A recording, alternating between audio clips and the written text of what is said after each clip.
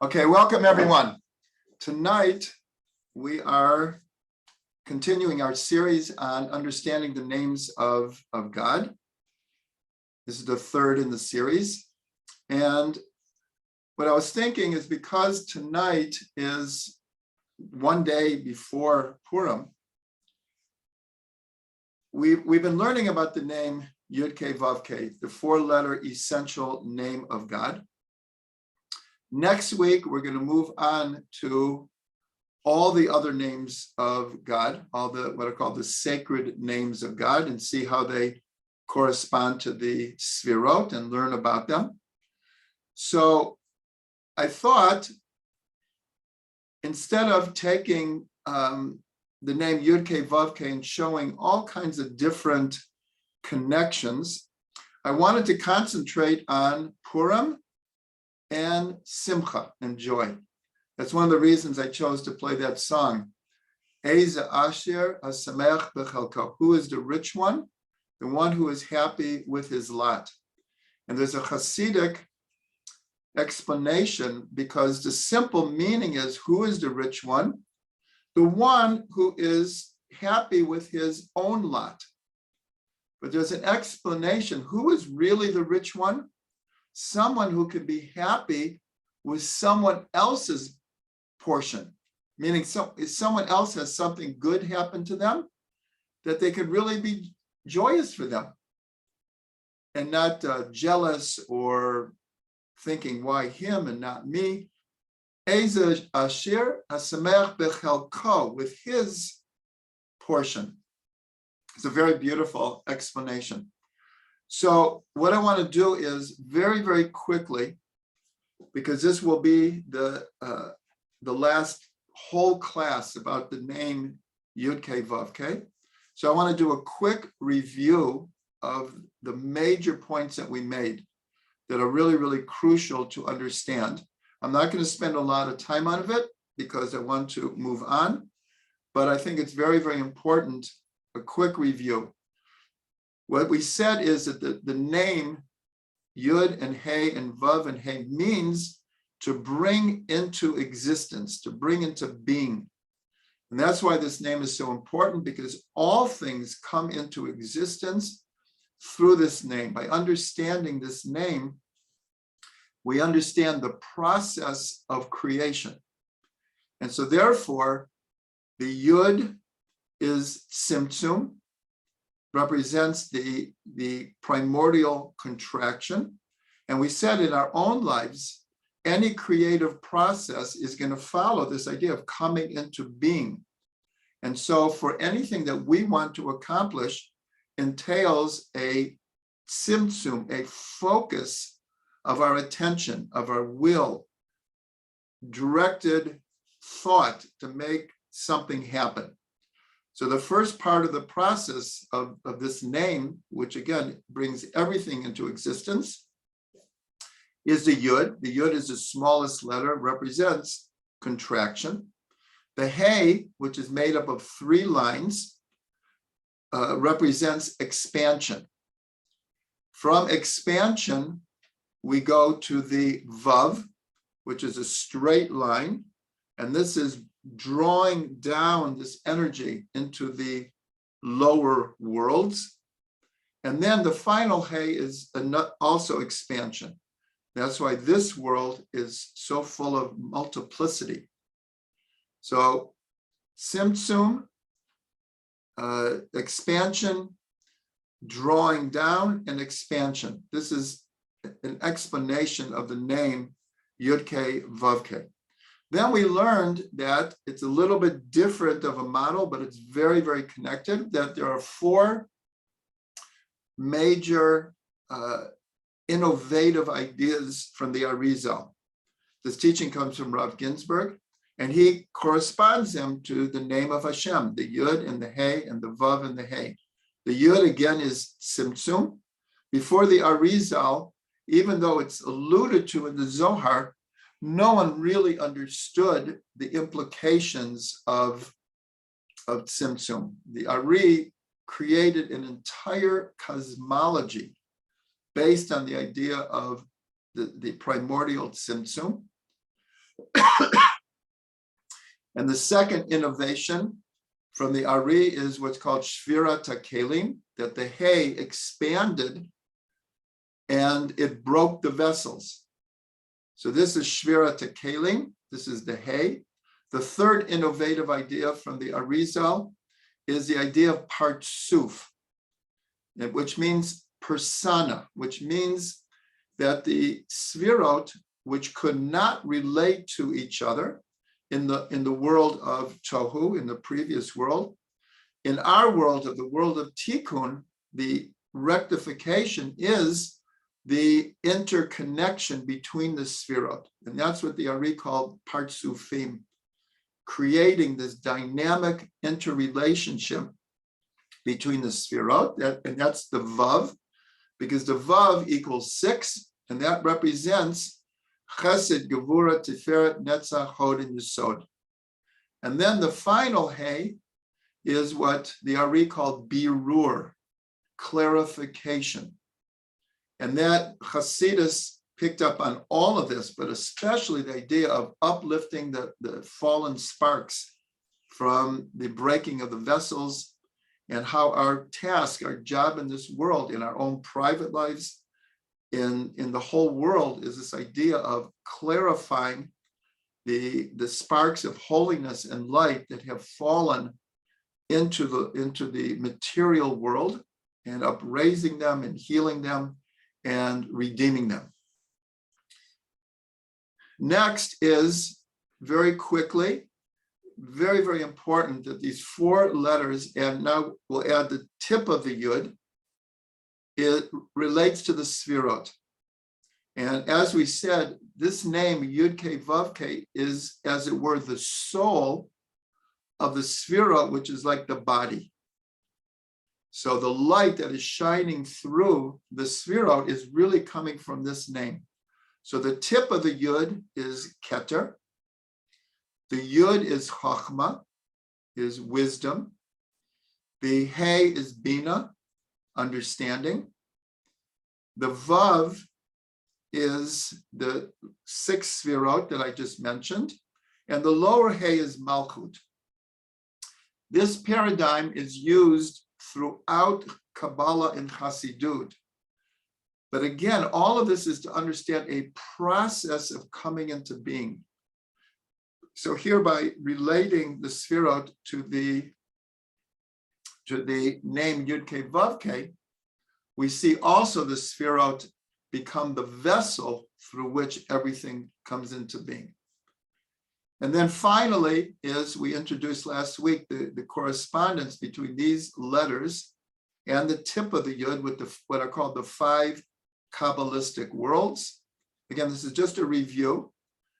Is the tip of the Yud is what's called Adam Kadmon, the primordial thought process of the plan of creation in God's mind. The Yud is Olam HaAtzilut, the world of emanation. The Hey is the world of Bria, of creation. The Vav is the world of Yetzira, of formation. And the final Hey is our world, so to speak, Olam Asiyah, the material, physical world. So that is just a review, and I think it will be helpful when we continue tonight and go through different ideas. So now I'm going to share my screen.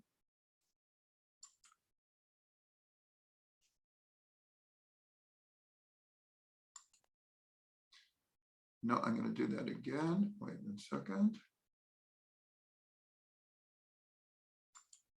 There we go. Okay. So as I said, and I've mentioned it many times, that Rav Ginsburg's first book is called Sod Hashem L'Reyav. And actually, I didn't mention this, but since then, there have come out a number of volumes on just the first chapter. In other words, this book is so condensed that it would take quite literally a library to explain what is in this book. The book is 500 pages or so, And it's all about the name Yud and Hey and Vav and Hey, the whole book, showing hundreds of different connections. So the first two is about Purim.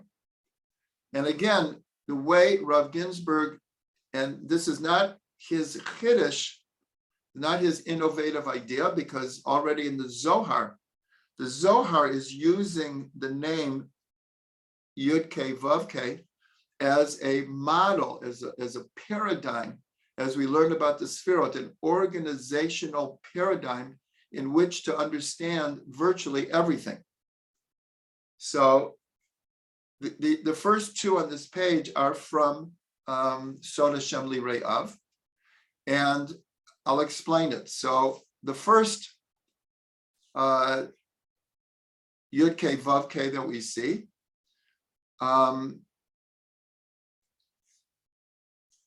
one second. This is from a verse in the Megillah, which says, "V'haita liYehudim ora v'simcha v'sason v'yikar," and it was to the Jews light and joy, happiness and preciousness. So the Talmud explains what this means. Light is Torah, because there's a verse that calls Torah or. The Torah is light.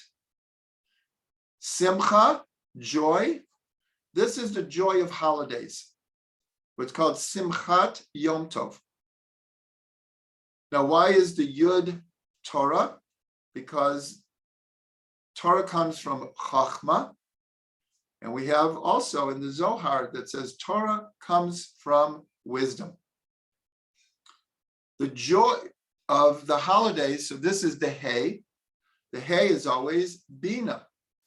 And the inner dimension, like we learned in the Sfirot, is Simcha. So the joy of the holidays is connected to the Hey of God's name. Then there's another word for joy. Here we put happiness, which is sason. And the Gemara says this is Mila, this is circumcision. And they bring a verse that connects, actually at a circumcision, we say this verse. I don't have it in front of me at the moment, but it has the word sason, that the idea of circumcision is a very joyous occasion. And then and why the Vav is because the last of the 6 Sfirot represented by the Vav is Yesod. And Yesod is always connected, as we learned, with the sexual organ. And that is what is happening at the circumcision. The Brit Milah is dealing with the male sexual organ. And then the final Hey is called preciousness. And the Gemara says this is tefillin. And what's the connection here? Is because tefillin, even though they're such an incredibly high concept, tefillin are made from, the straps are made from the hide of a cow.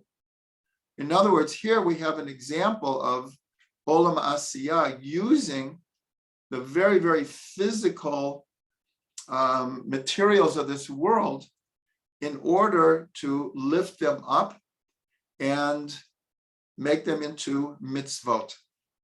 So this is our first example here of how we could see the Yud and the Hey and the Vav and Hey. Again, this is coming from Rav Ginsburg, pretty much exactly as I gave it over.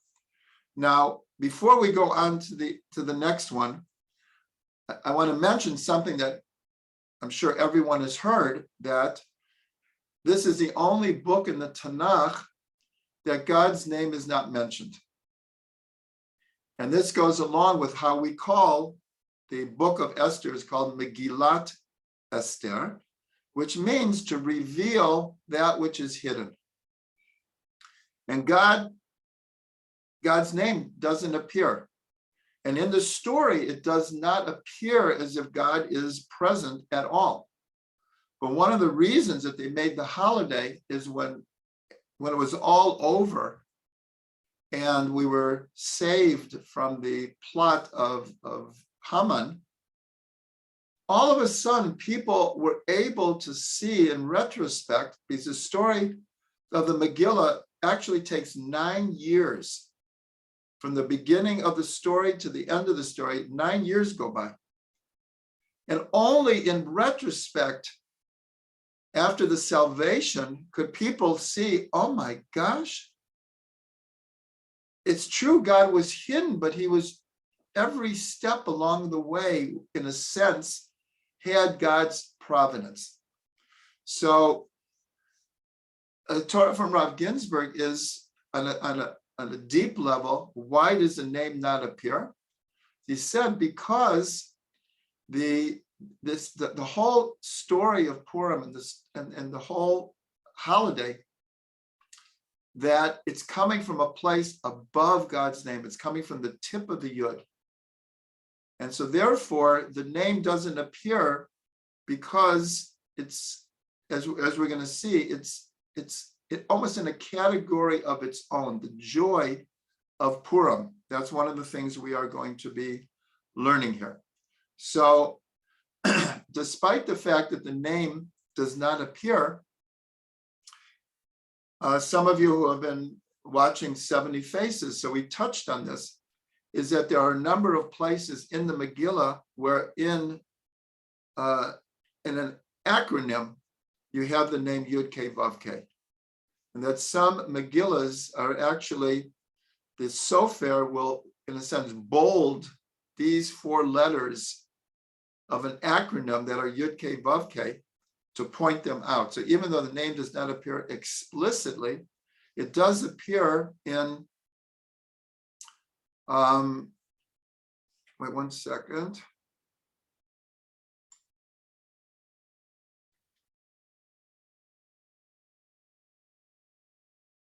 There, wait, let me see. It does appear in Rashi Teva. The most important one is the most enigmatic one. Yavo Hayom, Yavo Hamelech v'Haman Hayom. The 4 words, the first letters spell out Yud and Hey and Vav and Hey. Yavo Hamelech v'Haman Hayom. So this gets into the whole idea of good and evil, and how even Haman is playing his role. It says in the Gemara, when Achashverosh took off his ring and he gave it to Haman as a sign of his authority and his agreement to wipe out the Jews, the Gemara says it did more for tshuva than anything else could have done. So here we see, like very paradoxically, very mysteriously, how sometimes what the Baal Shem Tov says about evil, he says, Ra kisei latov. Evil is the throne of good. And this is, I shared on the WhatsApp a whole article about until you don't know the difference. Ad lo yada. And it has to do with the good and evil. I hope everyone will take a chance to read it. But also in Sofei Tevot, also the name Yud Kei Vav Kei appears backwards. And that is in the verse, Ze einenu shaveh li. This is, Haman says, Haman is now on the top of the world. He's going full steam ahead with his plan to wipe out the Jews. There's no one in the kingdom more powerful than him other than the king.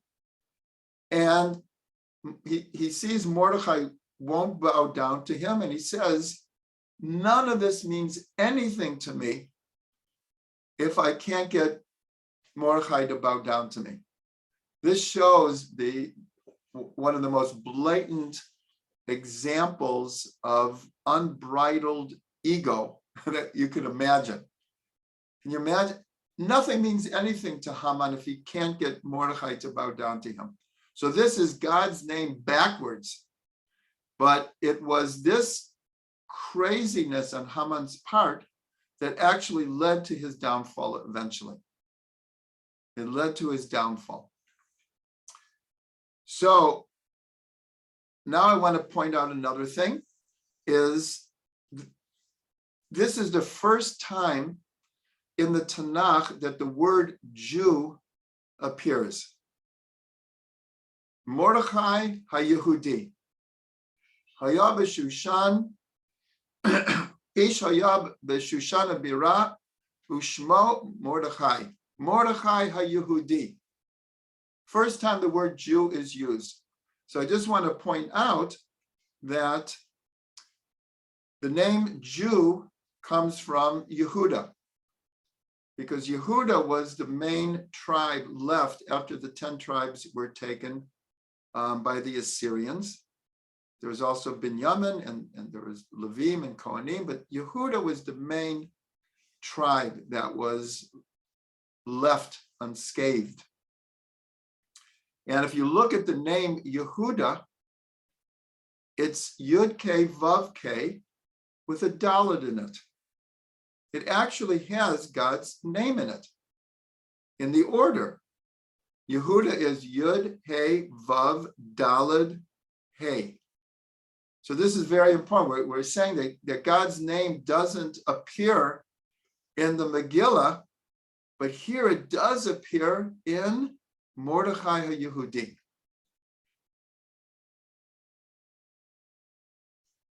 Now, I want to mention one other thing. This is a very, very famous statement in the Tikkunei Zohar, which compares Yom Kippur to Purim. But not like we would think, not like we're comparing Purim to Yom Kippur. We're comparing Yom Kippur to Purim. Why? Because in the Torah, it's not called Yom Kippur, it's called Yom HaKippurim.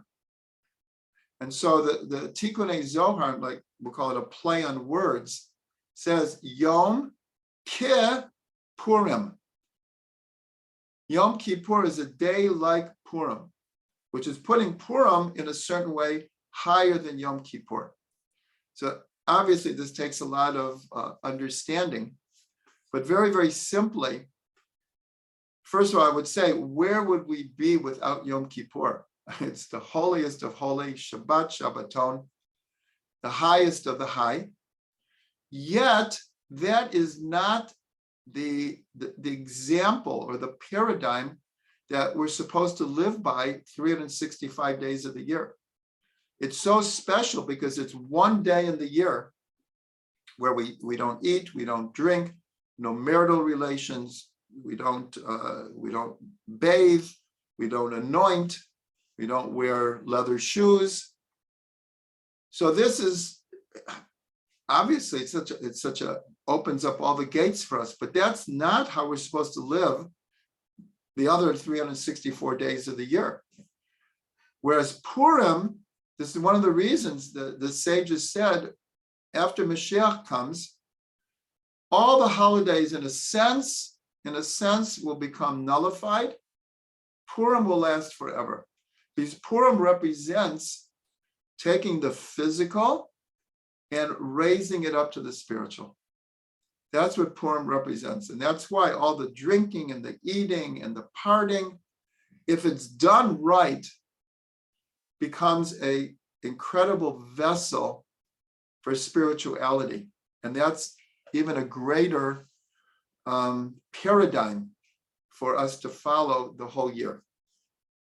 So I just want to point out very, very quickly a beautiful thing of taking the name Yud and He and Vav and He in relationship to Yom Kippur. We're going to learn in a minute how we're going to connect the 4 mitzvot of Purim to the name Yud Kei Vav Kei. But on Yom Kippur, also the name Yud Kei Vav Kei is there. How? The Yud equals 10. The holiday of Yom Kippur is on the 10th of Tishrei. The first Hey, these are the 5 prayers that we pray on Yom Kippur. It's the only day of the year that we have 5 prayers. The evening prayer, the morning prayer, the additional prayer, the afternoon prayer, and then the 5th one is Ne'ilah, the closing of the gates. So it's the only time of the year. So that's the upper Hey of God's name. The Vav it's the only time of the year where when we read the Torah publicly, we only call up 6 people. The whole year, either on Monday and Thursday or Shabbos afternoon, we call up 3 people. And on a holiday, we call up 7 people. It's the only time of the year. And of course, Vav equals 6. And the reading for Mincha of Yom Kippur is all about permitted and not permitted sexuality. And the Vav, because of its shape and because it includes Yesod, always represents sexuality. And then the final Hey are the 5 things that are forbidden, which I mentioned already, eating and drinking, etc. So here we see very beautifully in Yom Kippur, the Yud and the Hey and the Vav and the Hey. Okay, now let's go back to the chart. So the second grouping of Yud K Vav K is the 4 mitzvot of the day. And again, this is directly from Sod Hashem Li Ra'av, from Rav Ginsburg. So the first one is Mikra Megillah, which is reading the Megillah. And the Yud, again, is connected to Chachma. And I'm going to put this in here. Rav Ginsburg has a very interesting insight. He said it's the only book of the entire Tanakh where all the names of the Sfirot appear except Netzach. And Netzach doesn't appear because the whole story is about the victory of the Jews over Haman. So the Yud always represents Torah, Chachma, and in this book, there is so much wisdom. Again, I hope people who get our emails and the WhatsApp, I try to share a number of articles showing the depths of the Megillah and Purim. The Hey is the Seudah Purim, the Purim feast. And remember what we said in Yud K Vav K, the Hey is expansion. So the feast of Purim is like no other.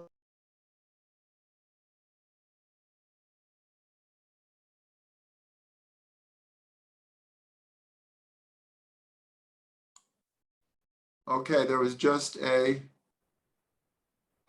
glitch here. Okay, here we go. Can you hear me? Everyone can hear me? Okay, good. So the Sudat of Purim is like expansion. It's like beyond the beyond. That's the Hey of Hashem's name. The Vav, Mishloch Manot Ish L'Re'ehu, are the gifts of food that we give. And again, this is connected very much to the Chiddush of the Arizal, of Partsuf, of the interconnection of all of the Sfirot. Here it's the interconnection of all of Israel.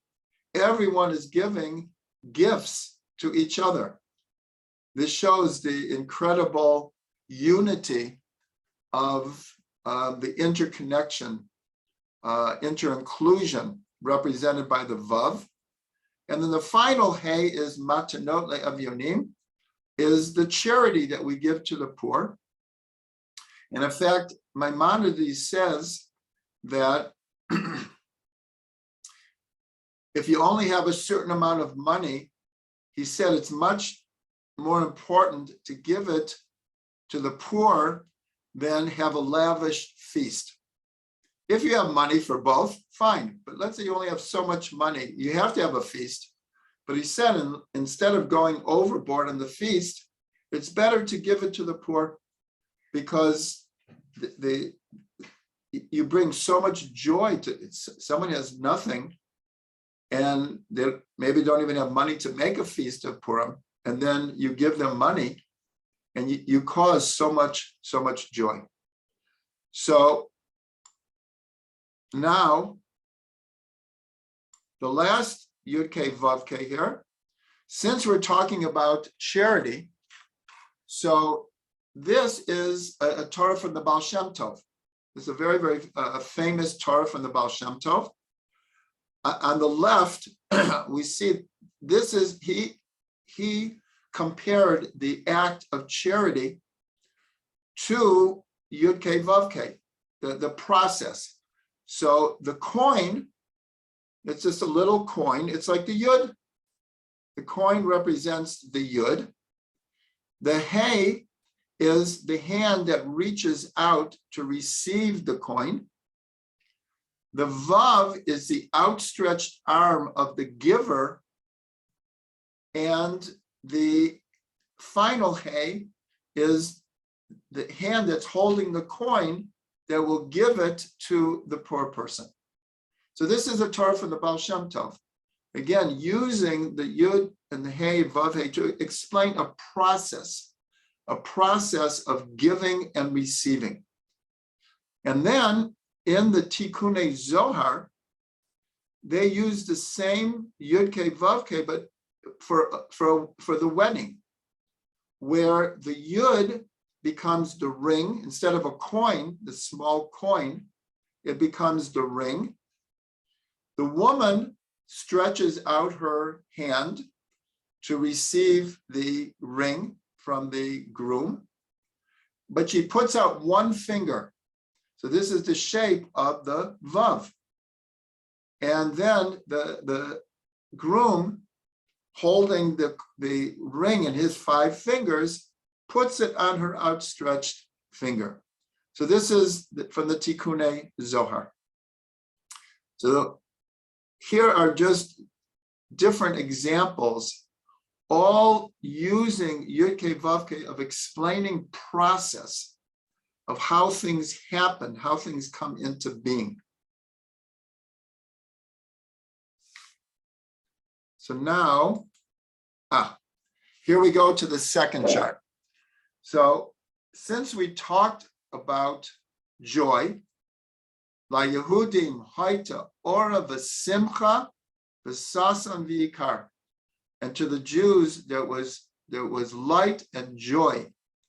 So here in the top Yud Kei Vav Kei, this also has the tip of the Yud, but we're going to start from the bottom. And again, we'll have to go through this fairly quickly, but this is a beautiful example. This is from Soda Shem Lireya. So we're going to start from the bottom here. This is an attempt to show, in a sense, all of the holidays and 5 different levels of joy. That's what we're going to be doing here. So we start from the bottom, actually, which is called Simcha Tmidit, continual joy. So this is just the joy of being alive.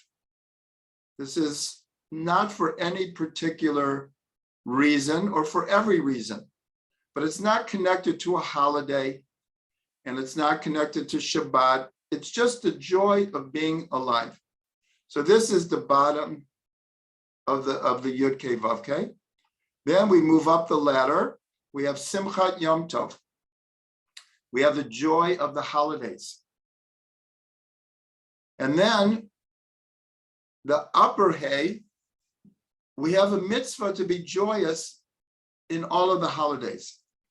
But the holiday of Sukkot in the Torah mentions 3 different times that we should be joyous on Sukkot. So here we see this is a higher level than the regular joy of the holidays, because 3 times in the Torah, it tells us to be joyous during Sukkot. And that's, of course, we have what's called Simchat Beit HaShoeva, the great joy of drawing the water. And that's where people came to the Beit HaMikdash. and there was what we'll call an all-night celebrations, quite literally, all night with music and dancing and acrobatics and everything. Excuse me. Okay. And then the upper Yud, we have one holiday of the year that actually has the name Simcha, Simchat Torah. So this is even a higher level than the joy of Sukkot, that the entire holiday is a manifestation of Simcha.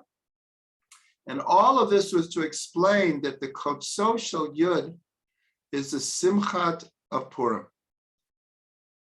That, and this might be surprising to people because, again, sometimes we think of Purim as just having a lot of fun and, you know, getting dressed up and sometimes acting a little bit silly. But the joy of Purim is considered the highest of the high. The highest of the high. So this is another example of showing how the name Yud-Kei Vav-Kei is used to understand all 5 different levels of joy. So now we're going to go to the next Yud-Kei Vav-Kei. And again, we're going to start at the bottom. And this is just another formulation of how we can understand joy. So the lower Hey is Kol Neshama Tehalel Ka. That the soul of every living being will praise God. This is, of course, the very last verse of the book of Tehillim, of Psalms. Every breath shall praise you. That's what the Gemara says. Don't read it every soul, read it every breath, because the word in Hebrew for breath, neshima, is very connected to neshama. It's the same root.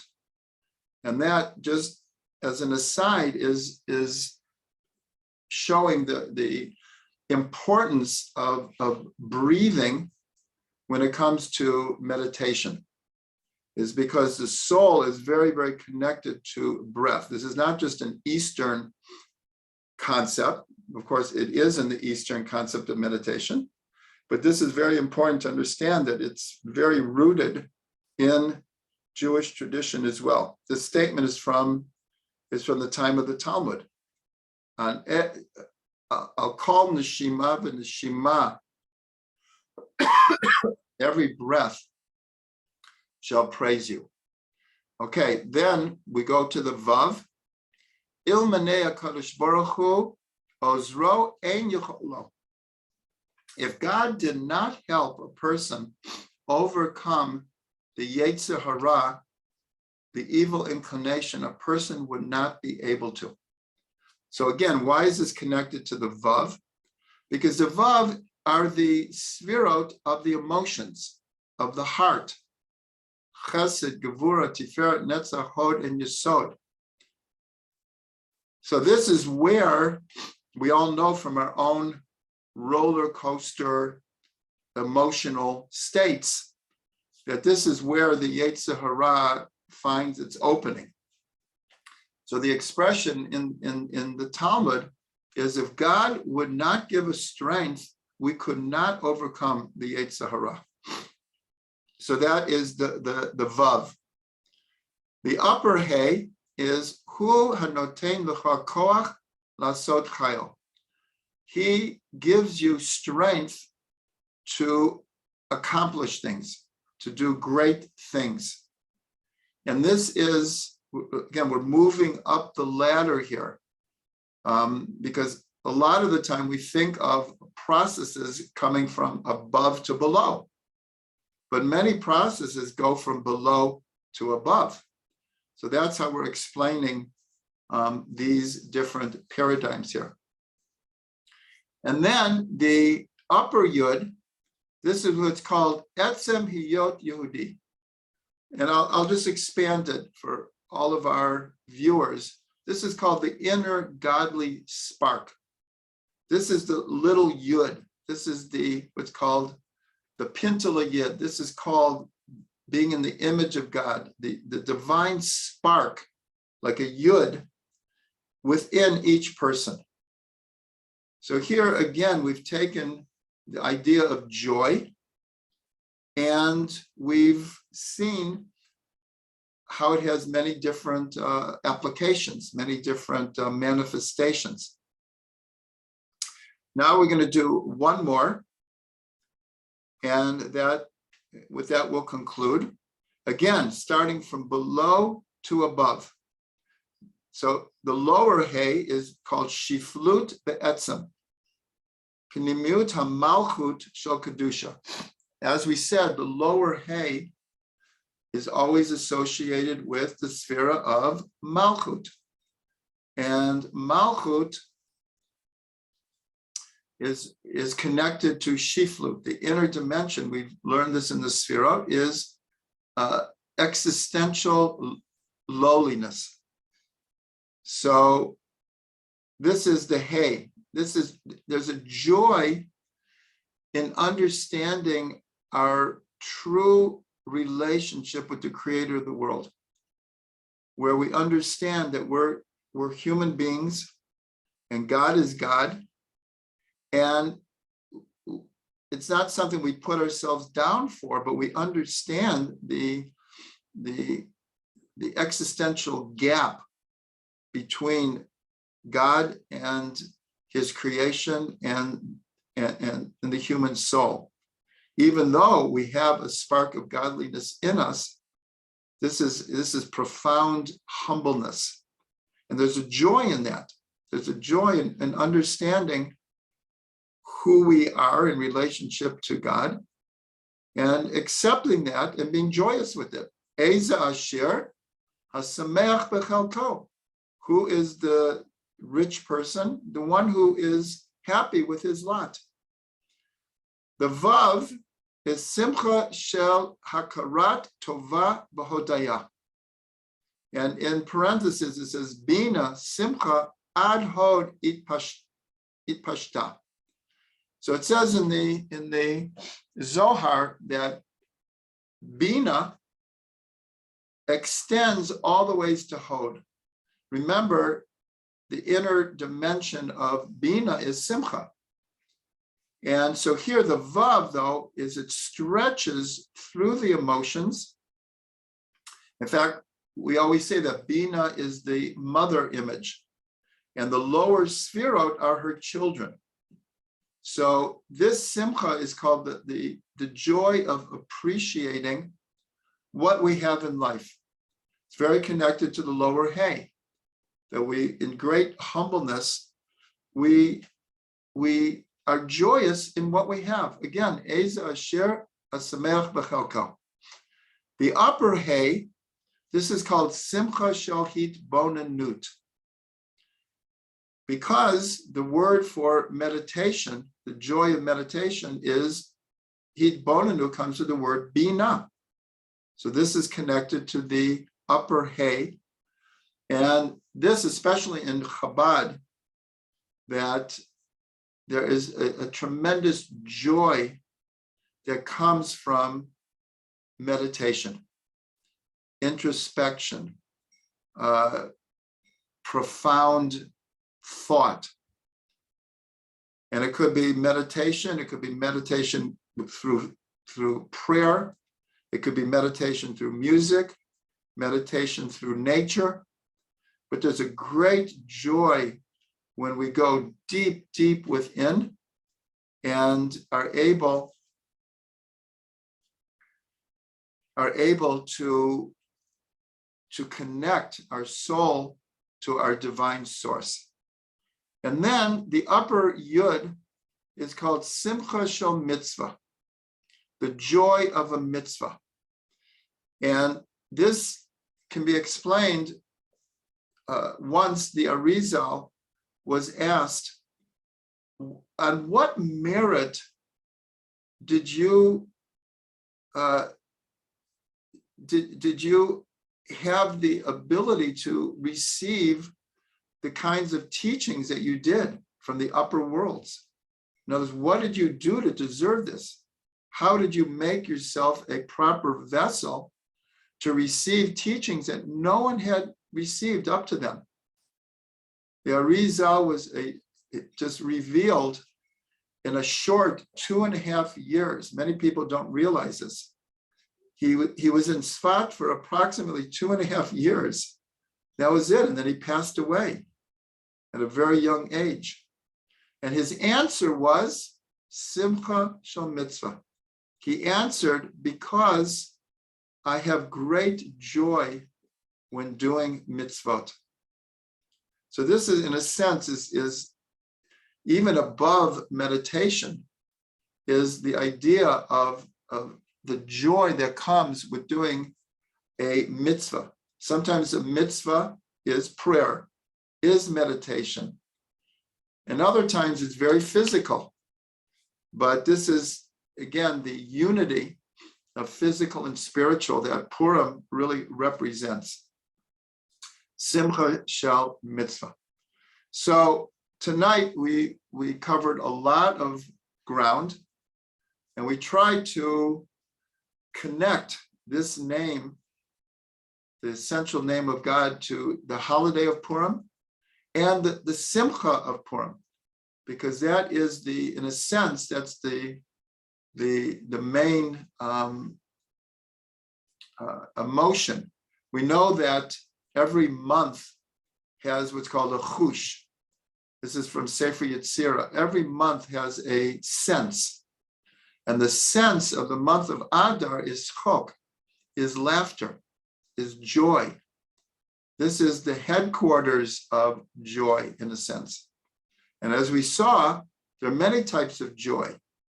There's joy in different holidays, and there's joy in all kinds of different activities. But there's something about the joy of Purim that is, in a sense, like the tip of the yud. It's like the very highest level, and that's where we reach when we get to what's called ad lo yada. When we get to the place of not knowing, this is actually the highest level of knowing. And that is the Simcha of Purim. So I want to bless everyone with a meaningful, safe, joyous Purim. And we should see that joy spread in our lives and in the entire world. Remember, we've learned that the letters for Mashiach, if you permute them, are Yismach. He will be joyous, but he will bring joy to the world. That's what we're waiting for. Of course, we're waiting for there to be peace in the world, the knowledge of God in the world, harmony. But the Mashiach will also bring Yismach. He will bring reason for everyone to reach a whole new level of joy.